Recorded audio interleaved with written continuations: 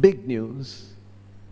Emperor who has left his kingdom, palace, home, family, and preparing to die. So naturally, many great personalities also came there. And Bhagavatam is saying,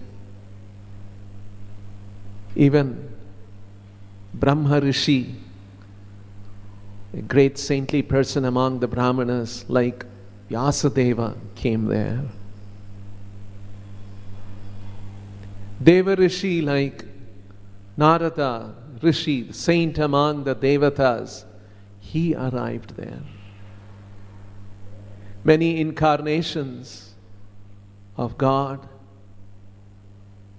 many saintly kings like Parashurama and many other. There is a long list in different Puranas of great number of saints, all of them assembled there. Parikshit humbly bowed to all of them and said, I'm very fortunate that all of you have arrived here. Please tell me, what is the duty of a man about to die? This inquiry of Parikshit is considered to be a very, very grave question. It's a grave question because this question is relevant to each one of us. And this is the question which we avoid all our life. Parikshit was about to die in 7 days. And he had 7 days time to prepare. We don't even know how many days time we have. But we are blissfully unaware and oblivious of these facts. Just like recently we all saw that picture of beautiful young children with father and mother seated comfortably in an airline about to fly to London, hoping their dream life will be fulfilled. And we know how, as the aircraft took off, didn't even last for a few minutes. Life is so precarious. This is reality. This is not a fairy tale. This is not some imagination. But somehow we are confident about our lives, about our dreams, about our aspirations and ambitions, about our abilities to achieve all of that, and we go about our lives. So Shukadev Goswami asked this very powerful, important question. And all the sages who had assembled there, they began to respond. And when there are many sages, when many rishis are there, too many philosophers, too many different viewpoints, and there was no conclusive understanding. There were different opinions. And there was discussion among themselves. What should be done? What should Parikshit Maharaj do? He should follow yoga, Ashtanga yoga. No, he should follow Jnana yoga. He should acquire knowledge.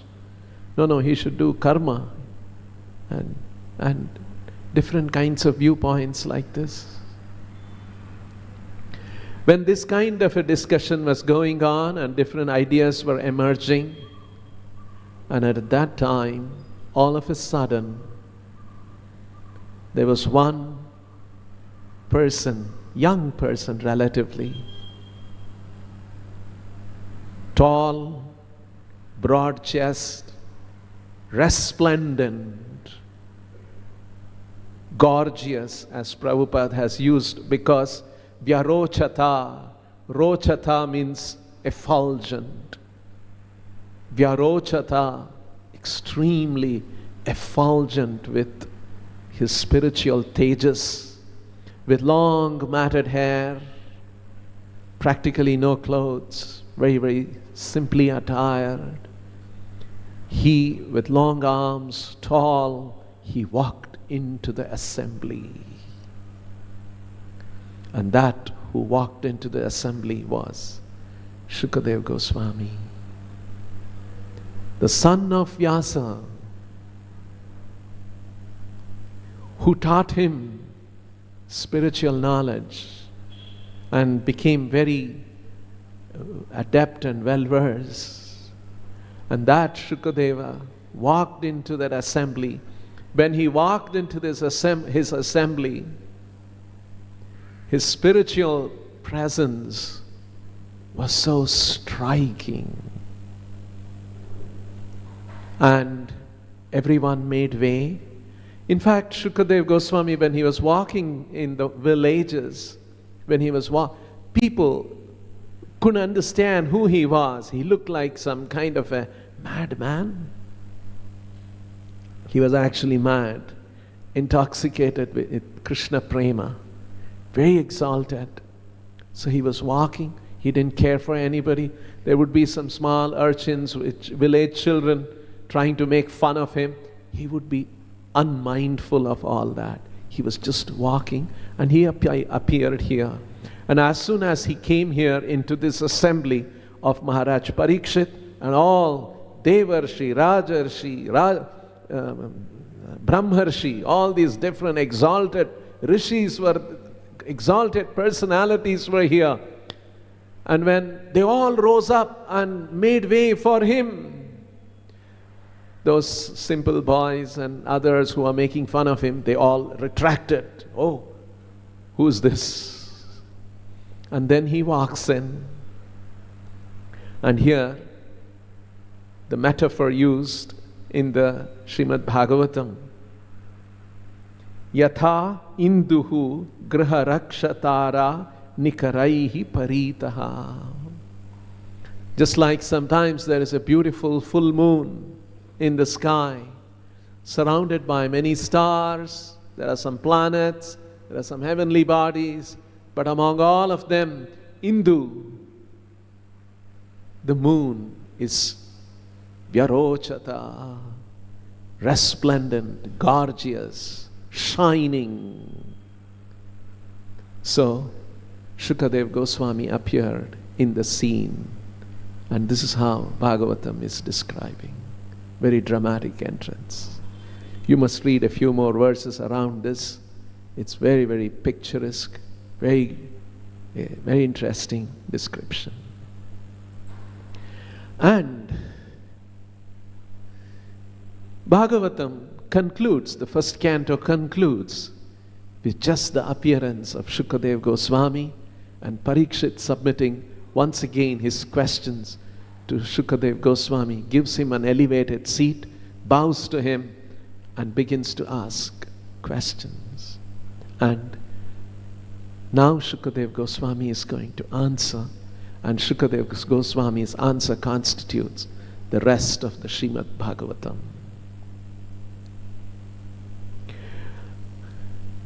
This whole scenario of how the way it is constructed, Shukadeva Goswami coming, and in the midst of all this great assembly of, he's described as Mahan Mahiyasam.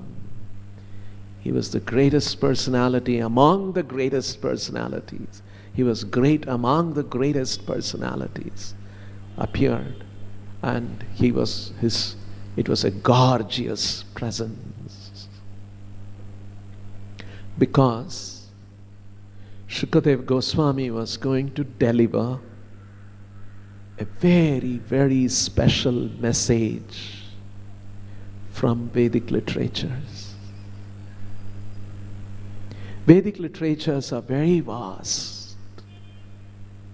There are different kinds of philosophies, philosophical conclusions, different kinds of recommendations of activities. It's very vast. And we should also recollect, we should also be conscious. When is this happening? When is this Parikshit Maharaj leaving his kingdom, going on to the bank of the Ganges, preparing to die in 7 days? When all of this is happening? It's happening just after Krishna has left this world and gone back to the spiritual world. It's not a small occurrence. It's not a normal day, normal times. Lord Himself was present and He manifested His pastimes and He has left. And after He left, the Pandavas also wound up their lives and they left. And that's how Parikshit became the king, grandson of the Pandavas. And now this came upon to Parikshit Maharaj, and he handed over the kingdom to his son, Janamejaya. And he left the kingdom and he's preparing. So it's just at that time, when Krishna left, Dwapar Yuga ended and Kali Yuga began. And now it is going to be Kali Yuga for the next 432,000 years. Really long time. So, in Kali Yuga, Kalau Sattvaharam Pumsam, the defining characteristic of Kali Yuga is it is depleted of Sattvaguna. Rajoguna and Tamoguna are prominent, influencing everyone's heart with lust and greed. So, people are going to become involved in materialistic activities and ignorant of spiritual reality, and they will build a complex civilization to amplify their sense gratification with pride and arrogance. And such people, how will they understand this vast Vedic knowledge? What is the hope for them? So it was Lord's divine plan that the essence of all of these Vedic literatures should be presented in human society in Kali Yuga for the benefit of all of us.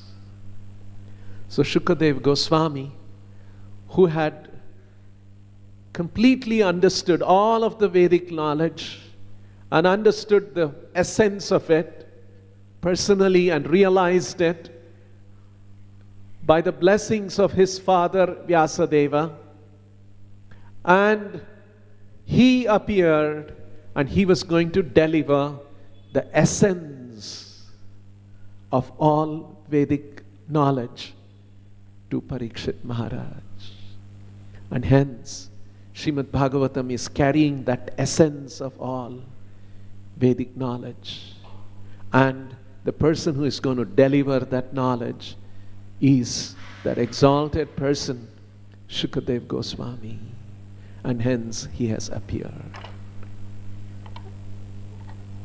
So this is very significant because Srila Prabhupada carried that exalted essence of all of the Vedic literatures, which is locked up in complex Sanskrit language, even for Indians like us, because we are lost touch with our own ancient Sanskrit language. Look, today, all of us are Indians here, sitting in an Indian city, and we are speaking in a foreign language, English. This is reality, isn't it? So, Srila Prabhupada was that great Acharya, representative of Shukadev Goswami, who had also personally fully assimilated and absorbed this knowledge and was chosen by the Lord to present this knowledge on a global scale, in a global language, so that genuine seekers all over the world will get the opportunity to understand this. Now, before I go further into the story of Srila Prabhupada,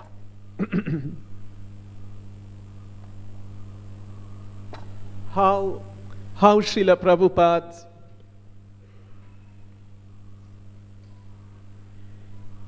created an institution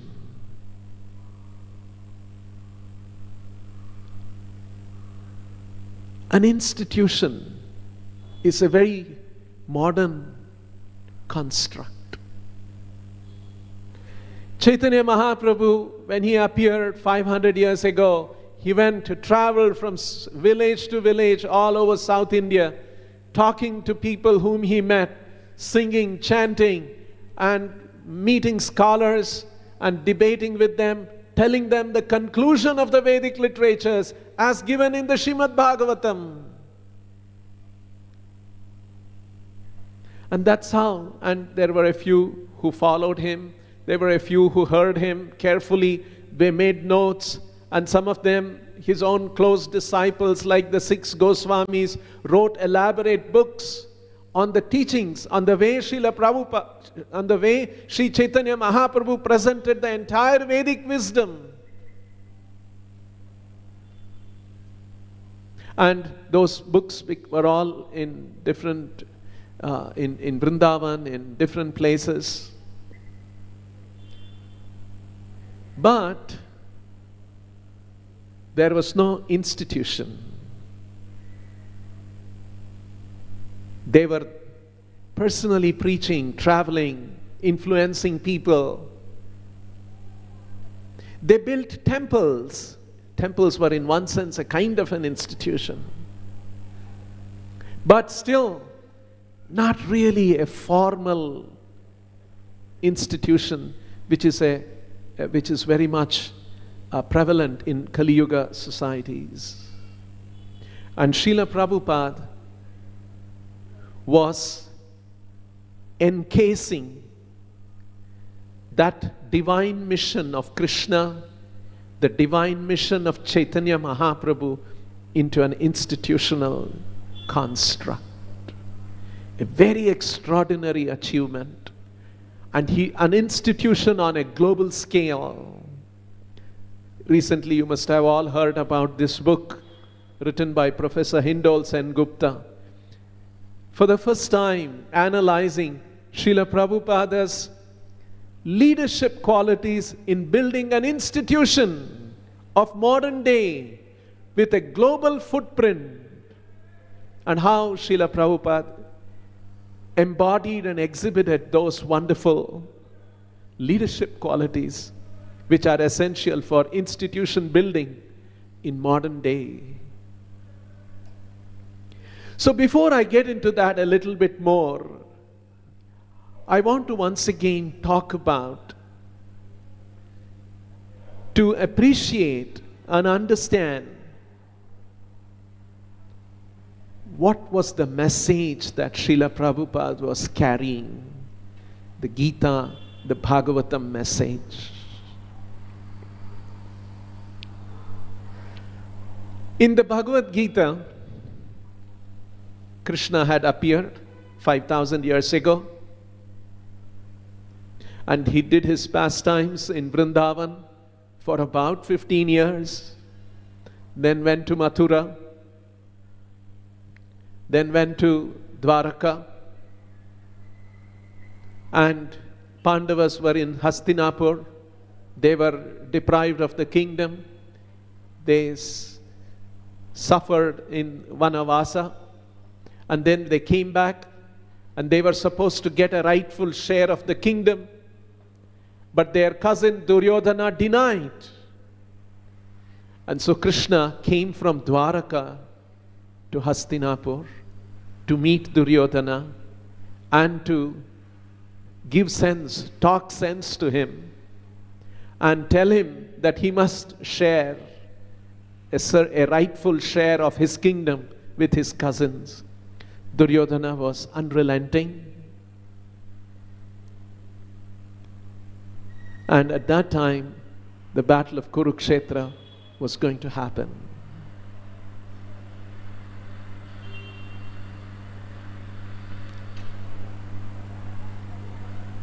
Pandavas rallied their cause, and there were many kings who supported and empathized with them. And they said, we will come, we will bring our armies to support you, the Pandavas. And they all assembled on the battle of Kurukshetra. Duryodhana also rallied his cause. How he should be the sole inheritor of the kingdom, and Pandavas should get nothing. And there were kings who supported his cause. And they said, we will come, bring our kingdom, we will come there. And they brought their kingdoms, they brought their armies, and they were there. And this is the Kurukshetra battlefield. And Krishna, also being a cousin of both Pandavas and the Kauravas, he said, I will not participate in the battle because it's after all among us, among our cousins. But I'll make my army available. Duryodhana chose Krishna's army, which the army came from Dwaraka on the side of the Kauravas. And Krishna said, I will not personally participate. And Pandavas chose Krishna to be with them. And among the Pandavas, Arjuna was a celebrated archer. And Krishna said, I'll become, and they were close friends. And he said, I will become your charioteer, Sarathi. And then Arjuna sitting on the chariot with Krishna as the charioteer, he says, take the chariot in between the two armies. I want to survey and see who have all assembled to fight us. And Krishna takes the chariot in between the two armies, and Arjuna sees who have assembled on the side of the Kauravas, and he spots Bhishma, his grandfather. Then he spots Drona, his teacher. Then he spots all his cousins and their relatives and few others in different way connected to their family. And then he turns to Krishna and says, I have to kill them? Actually, we must understand the position of Arjuna, the situation he was in. Not just quarrel with them and come back. No, fight with them and kill them. His grandfather, his teacher. See the situation he was in? And so he puts aside his bow and arrows and says, Krishna, I cannot fight this. And now Krishna is going to speak for the next 1 hour or so and changes the heart of Arjuna. And in the course of doing that, lot of discussion happens in the 700 verses of the Bhagavad Gita, in the 18 chapters. And in the course of that discussion, Arjuna asks, Krishna, you are saying this is what you are. Because all along, Krishna and Arjuna were friends. They were contemporaries, about the same age. Although all the Pandavas were cousins. Arjuna and Krishna were friendly. They had a friendly relation.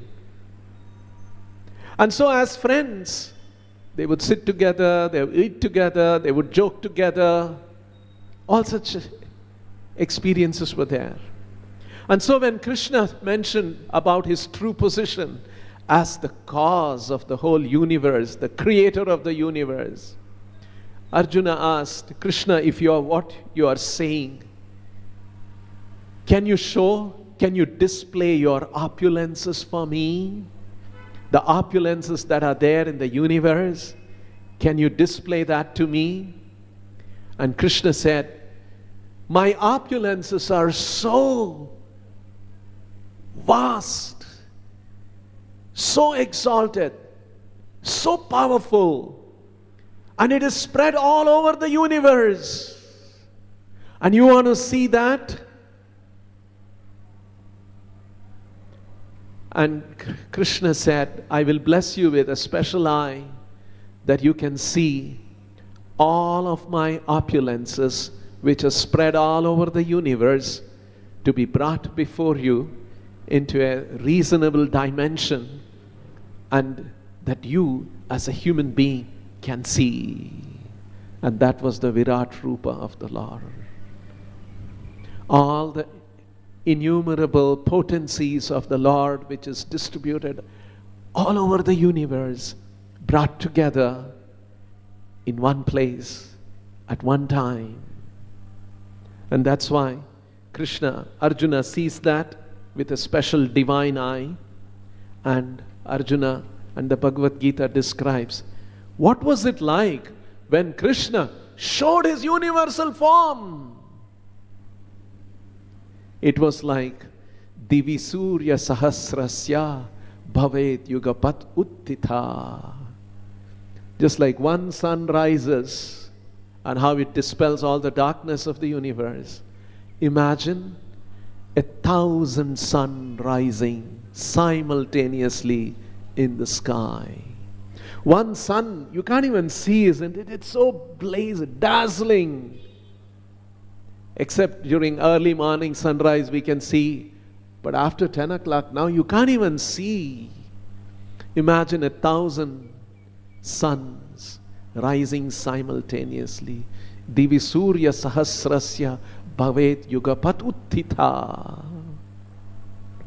When Arjuna saw all of that, there is at one point Arjuna says this.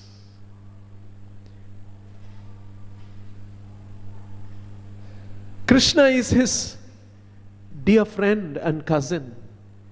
And now he was giving him orders. Take the chariot here, take the chariot there. And Krishna was taking orders from Arjuna and following that. And now after seeing this Ugra Rupa, fierce form, which was a display of Krishna's infinite energies manifest in the material world. This is Arjuna's statement, very beautiful statement. One of the many statements. Akyahi me ko bhavan ugra rupo namostu te deva varaprasida vignatum ichchami bhavantamadhyam nahi prajanami tava pravrittim. It's a very interesting verse. Arjuna is asking, after seeing all of that, Kaha Bhavan? Who are you, Krishna? I've been thinking you are my dear friend, my cousin, my charioteer who can take orders. But now you have displayed your Ugra Rupa, fierce form. Akyahi me ko bhavan ugra rupo. Akyahi me, please tell me, kaha bhavan? Who are you? Namostute devavara prasida. I offer my respects to you. Usually friends don't offer respects to each other, right? We're friendly, we sometimes insult, make fun of. Now Krishna is saying, no more such friendly talks. Namostute devavara prasida. Please be gracious to me. Because he saw his Ugra Rupa. Vignatum ichchami bhavantam adyam. Oh, that primeval Lord, Adyam, Vignatum ichchami, I wish to understand. Nahi prajanami, I'm not able to understand who you are. Bhavan tava pravrittim, who are you? What is your purpose? What is your mission? You have displayed this cosmic form, but I know you as my friend and cousin. But now I understand who you are. Who are you? Please tell me. And for this, Krishna's reply, Sri Bhagavan Uvacha, Kalosmi lokakshayakrit pravruddho lokan samahartum iha pravruttaha ritepi tvam na bhavishyanti sarve ye avastitaha pratyanikeshu yodhaha. The Lord is saying some very significant things. Kalosmi lokakshayakrit pravruddho. Aham kalaha asmi. Pravruddha kalaha asmi. Pravruddha lokakshayakrit kalaha asmi. I am that mighty time which destroys the universe. Lokakshayakrit kalaha asmi. Krishna has multiple features. One of his features is the all-devouring kala feature. Krishna is not only about all the beautiful, wonderful things, creations that happen. Krishna is also about the destruction that happens. Everything in this material world is a manifestation of Krishna. Once Srila Prabhupada was conversing with young devotees, Westerners who would come to him, and Prabhupada would tirelessly speak to them for long hours. Some of them would come with challenging questions. Once a person asked a very challenging question. Swamiji, they used to call him Swamiji at that time, very early days. You're talking about all these things. What if a bomb falls here on you? What will you do? Prabhupada said, I will consider that bomb is Krishna and I'll accept. Because bombs which destroy things in this world is also a manifestation of Krishna. One day we are all going to die. We should not fear Krishna coming as death. Because kalosmi lokakshayakrit pravruddho. We should be prepared, we should surrender and accept Krishna and offer ourselves to Him. That's the message. So after saying this, kalosmi lokakshayakrit pravruddha lokan samahartum iha pravruttaha lokam samahartum. I am going to destroy all of the worlds. Ritepitvam na bhavishyanti sarve, except for you and the Pandavas. Everyone else I am going to destroy. And in the next verse, Krishna makes this extraordinary statement.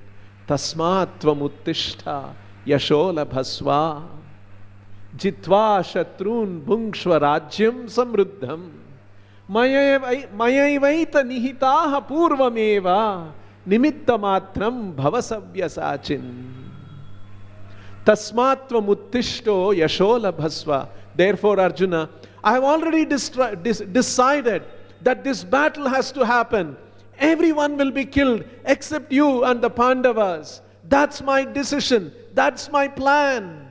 And it is going to happen. Hence, arise, fight this battle and become the recipient of Yasho Samruddham, Yashola Bhasva, Tasmatva Muttishta Yashola Bhasva, Jitva Shatrun Bhungshva Rajya Samruddham.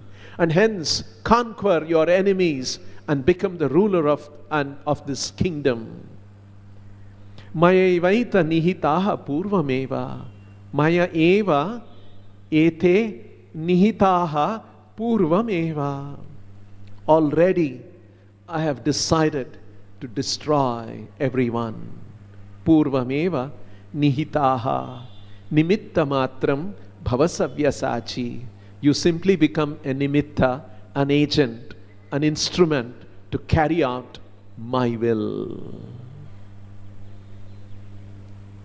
Krishna has a will, Krishna has a mission, Krishna has a purpose, and Krishna is urging Arjuna, you simply become my instrument. I've already decided the outcome of this battle. And hence, this chapter, 11th chapter of the Gita, ends with the 55th verse, one of the long chapters. And 55th verse is the concluding verse of this chapter. And Prabhupada calls this the essence of the Gita. It's so important. We should know this. Prabhupada, another occasion, he said, simply by studying this one verse, the last verse of the 11th chapter, one will understand the essence of the entire Bhagavad Gita. What is that 11th verse? After showing the Ugra Rupa, Virata Rupa of the Lord, and when Arjuna asked, who are you? What's your mission? And Krishna saying that I am Kala, the all-devouring Kala, and I've already decided the outcome of this battle. Just become my nimitta. Except for you, everyone is going to be destroyed. On this occasion, Krishna makes a very, very important statement in the last verse. Mat karma krun, mat paramo, mat bhaktaha, sangavarjitaha, nirvairaha sarva bhuteshu, Yasamameti Pandava. You see the purport? How Prabhupada begins the purport? Anyone who wants to approach the supreme of all the personalities of Godhead on the Krishna Loka planet in the spiritual sky and be intimately connected with the supreme personality Krishna, intimately connected, must take this formula as stated by the Supreme Himself. Therefore, this verse is considered to be the essence of Bhagavad Gita. So what does Krishna say here? Mat karma krun, mat karma krit becomes krun, mat paramo, mat karma krit. This means Krishna is saying, do my work. I have a work in this universe. I have a mission. I have a purpose in this universe. Do my work. Mat karma kran. Mat paramo. Regard me as the supreme. I have shown you the whole universal form here. You know my potencies. You know my power. You know my position. Regard me as the supreme in your life. In your life so far. This is actually, Krishna is not only speaking to Arjuna, He's speaking to every one of us. He's speaking to all of humanity. Krishna is the supreme. He is the maintainer. He is the provider. He is sustaining us. He has a mission. He has a purpose in this world. And we are His amshas. We are His children. We are His servants. But we are oblivious of His purpose, and we are busy with our own purpose and ambitions and aspirations and goals in our life. Krishna is just one of the things that happens in my life. My life, my purpose, I've got great goals. I have to accomplish all these things. And I have my abilities, using all my abilities, managing all the people around me. I'm going to accomplish that. By the way, I'm also a little religious. I pay my respects to Krishna. But Krishna is not everything in my life. I have my own goals. That's everything in my life. Krishna is, by the way, one more. I would just look upon for his maybe an occasional blessing so that I succeed with my plans. Ultimately, it's my plans. This is our life, isn't it? This is the life of a conditioned soul. Krishna is saying, Mat karma krin, mat paramo. Regard me as the supreme. Mat bhaktaha, become my devotee. Sangavarjitaha, become free from all these material attachments. Nirvairaha sarva bhuteshu, don't have any nirvairaha, ill feelings about anyone, because everyone is my child. They're all my children. If you do this, what happens? Yassa mam eti pandava. Mam eti. Eti means to achieve me, attain me, come to me. Mam eti. If you do this, you will attain me. That's why Prabhupada is telling in the purport that if you want to be intimately related with Krishna, this is the formula we have to follow. So, Arjuna, you can see how fortunate he was. Krishna was right there in his presence, and Krishna was telling, this is my work, do my work. And Arjuna, when he heard all this, he was becoming more and more determined that I must do Krishna's work. He is the Lord, and I should take His work, Him as everything in my life. What else is there? He was becoming more and more determined, and then he fought the battle. Now, all of us who hear this may get inspired in one way, but one question looms in our mind. A careful, thoughtful, sensitive reader. How fortunate Arjuna was. Krishna was right in front of him, and Krishna had a mission. Krishna had a purpose. Krishna had arranged this battlefield, and Krishna told Arjuna, this is my work, do my work. And Arjuna said, yes, I will fight. But what about us? We are here in Kali Yuga. We are not in a battlefield which Krishna has arranged and urging us to fight that. Of course, we wouldn't have the ability to fight, probably, mostly. Arjuna was a great fighter too. But we are not exactly in that kind of a situation. We are not exactly blessed in the same way as Arjuna was blessed. One may think, isn't it? Krishna had a work at that time, 5,000 years ago, and he told Arjuna, this is my work, fight. I've already decided the outcome. You fight.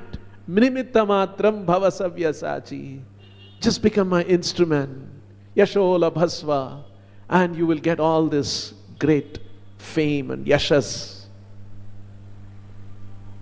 What about our situation? This is a great revelation of Chaitanya Mahaprabhu and a great revelation of Srila Prabhupada pointing that out. Now, Prabhupada says, turn to the 18th chapter, towards the end. After Krishna has said two important verses, I won't go into that, I'll just mention two important verses in the 18th chapter, where Krishna says, this is the most confidential and the supreme instruction I'm giving you. I've given so many instructions, Arjuna, but this is my supreme instruction. And then the second of the two verses is Sarva dharman parityajya mam ekam sharanam vraja. Just surrender to me completely, keeping away everything else, and I will protect you from all sinful reactions. Do not fear. And Krishna has prefaced these two verses by saying, this is the most confidential knowledge. This is my supreme instruction. Idam paramam vachaha. Paramam vachaha. And then Krishna says, after saying that,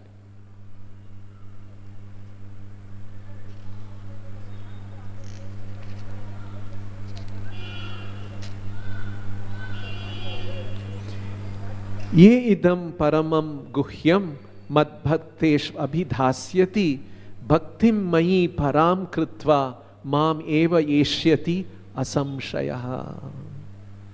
Krishna is saying, I still have one mission that is in this, to be accomplished in this world. And we can all participate in that. And exactly as Krishna told Arjuna, you do this, serve, do my work, and I'll take you back. Mameva eshyati, I will take you back. Mameti Pandava. In the same way, in this verse also Krishna is saying, you do this, Mameva eshyati asamshayaha, I will certainly take you back. Asamshayaha mam eshyati. What if you do what? Yeidam paramam guhyam madbhakteshva bhidhasyati. This knowledge I have given in the Bhagavad Gita, if you share this with others, you distribute this knowledge to others, and if you do that, I will take you back. Bhaktim mayi param krutva. That's great devotional service done to me, and I'll take you back to Godhead. So, it is not that only 5,000 years back Krishna had a mission in the context of the Pandavas and the battle of Kurukshetra. Even today Krishna has a mission. And that is why Chaitanya Mahaprabhu, who came to point out all these things, otherwise people would have missed this. So Chaitanya Mahaprabhu said, Yare deko tare kaho Krishna upadesh. This is Krishna's mission even today. And Srila Prabhupada was taking this mission, and he had tried for many years, and now he was 71 years of age, and he wanted this mission to continue. As long as the Lord wants, as long as the Lord has a plan, and according to certain Puranas, there will be a golden age of 10,000 years in Kali Yuga, when this mission of Krishna, of spreading his message and convincing souls to become devotees, is going to happen. And after that, the full force of Kali Yuga will unfold till the end of Kali Yuga. Chaitanya Mahaprabhu was beginning that, and Srila Prabhupada was giving a big push to that golden period in Kali Yuga. So I have less time, but I'll quickly summarize some things that were very significant, which led to the formation of ISKCON, incorporation of ISKCON, which happened today in 1966. You're all familiar. Srila Prabhupada went with 40 rupees, no supporters. He was 70 years of age.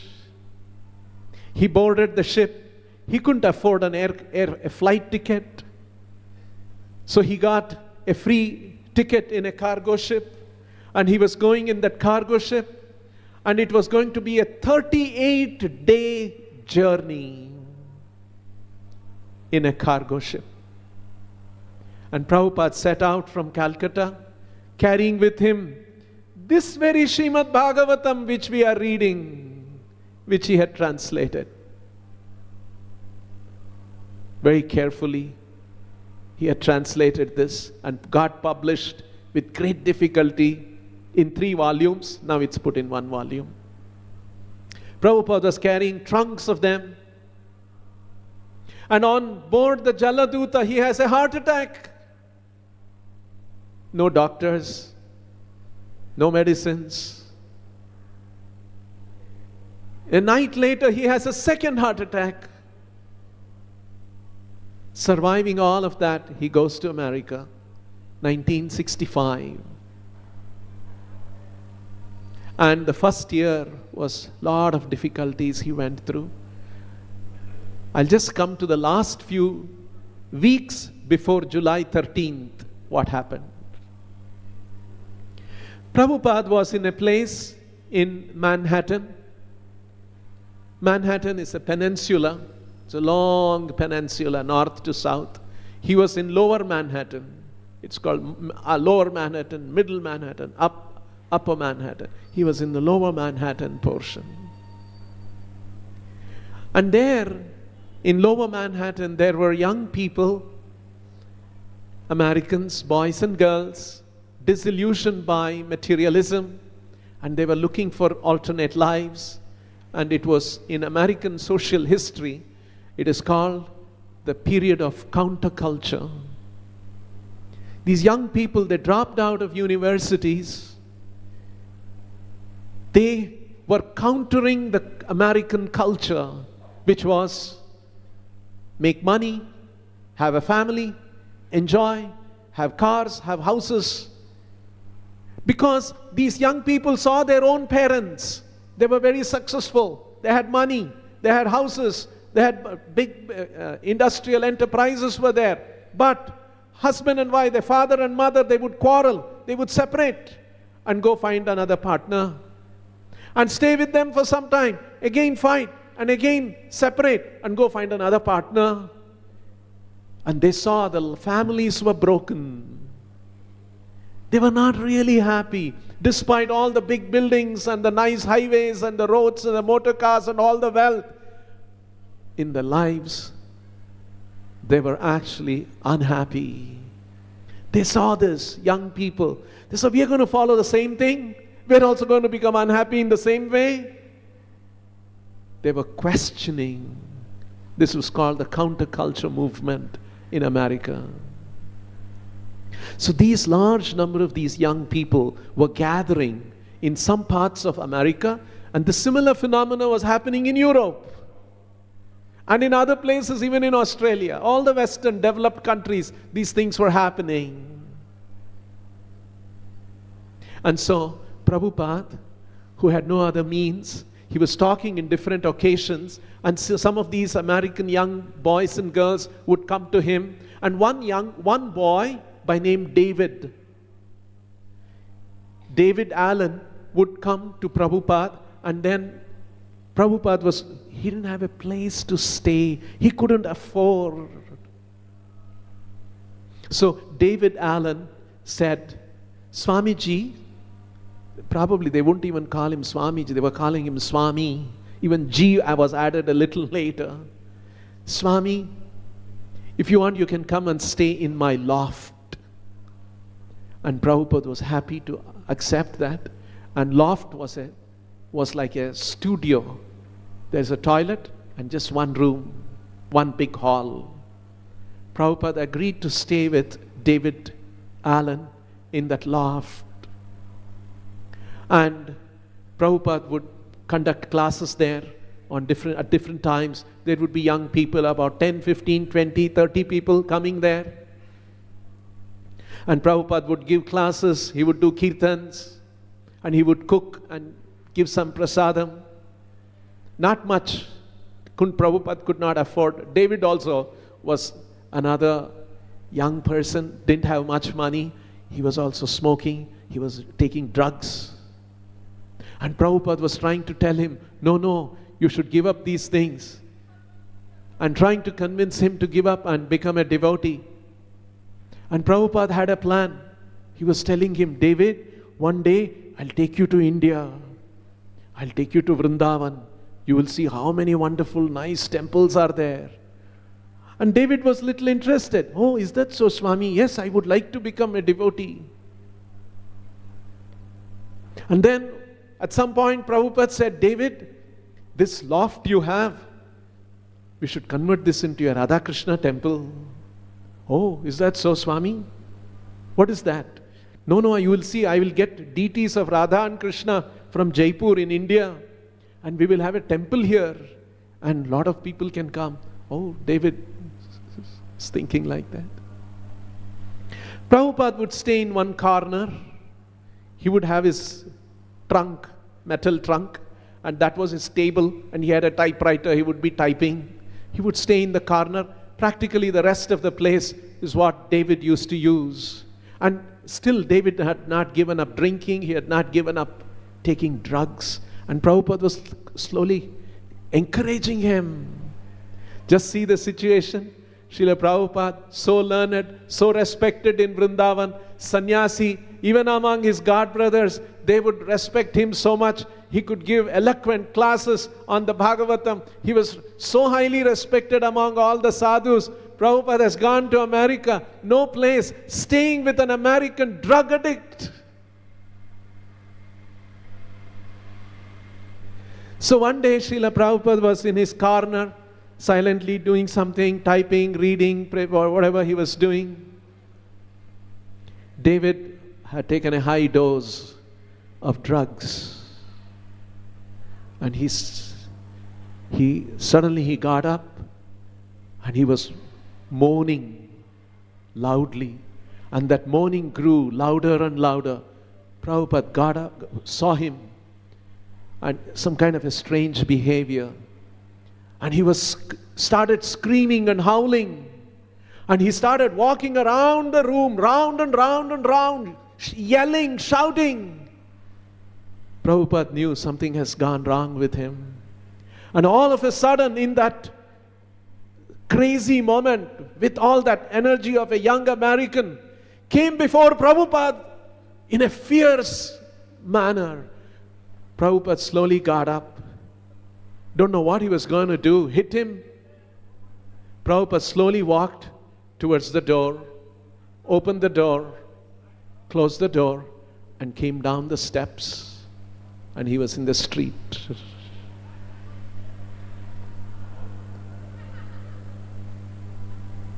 And now he didn't know what to do. Prabhupada had plans to take David to Vrindavan, convert his loft into a Radha Krishna temple. He was a crazy man, cannot be trusted. What he will do?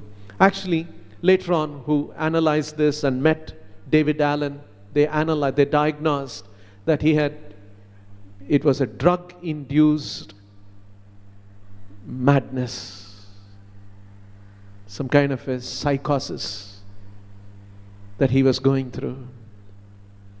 So Srila Prabhupada came out. Everything else was up there in the loft. Prabhupada then saw what to do. He remembered there was one more person, young person who was coming there to his meetings.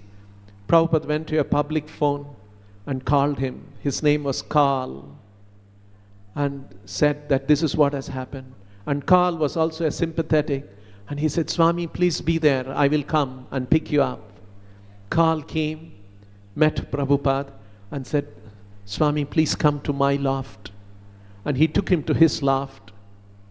And Carl's loft was smaller, and Carl was living with his wife, Eva. So unlike Allen's loft, he was just one man all alone. Here was also another loft, but had a bedroom and a kitchen and a living space. Carl invited Prabhupada, Prabhupada to come there. Prabhupada accepted. Carl gave him one corner, a desk for him to sit, and Eva was watching. Eva was also going once in a way to see the Swami's programs sometimes, but she was not so much interested in spirituality. Carl's husband was interested. And now all of a sudden, in their small home, not very big, the loft was smaller than David's loft, and now there is a Swami in the house. You can imagine a young family, and you have suddenly one uninvited guest. And Swami has to have his classes, and there are many people who come to hear him. And Eva was also into drinking, smoking, and drugs. And she had many cats and dogs in the house, and all of them have to share with Swami. Although she was a little respectful in the beginning, after a few days or a few weeks, she started showing signs of her resentment about Swami's presence. She saw how Swami was influencing Karl. Don't do this, don't do that. And Karl was following that. So she saw Swami was influencing her husband to give up things and adopt things the way he wants, what is convenient for him. She thought, this is not okay. My husband is getting too much into all of this. She started showing resentment. Once Swamiji, she's a young, must be like his daughter's age or granddaughter's age. Once Swami asked, Eva, can you please get that? Something he wanted. Go get that yourself, was her reply. Can you imagine what Prabhupada was going through?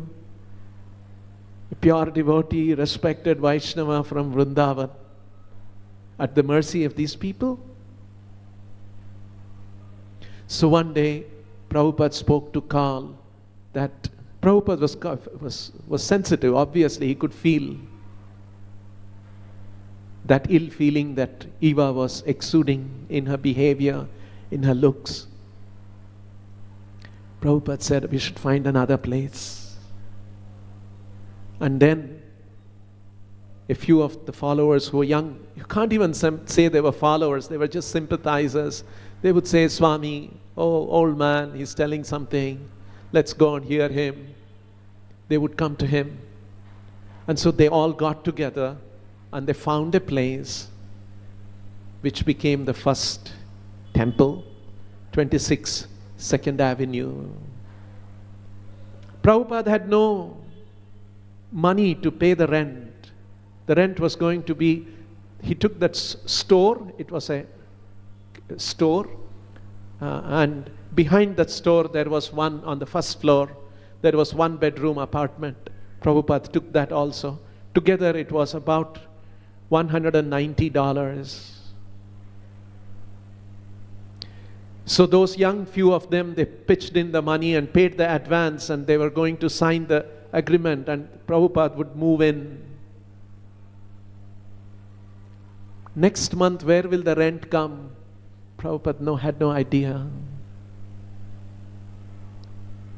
And there is a description that how, after this happened, Prabhupada moved from Karl's house, loft, to this place, and all those 5, 6, maybe 10 of them, they carried different things that Swami used, possessions, a trunk, a typewriter, manuscripts.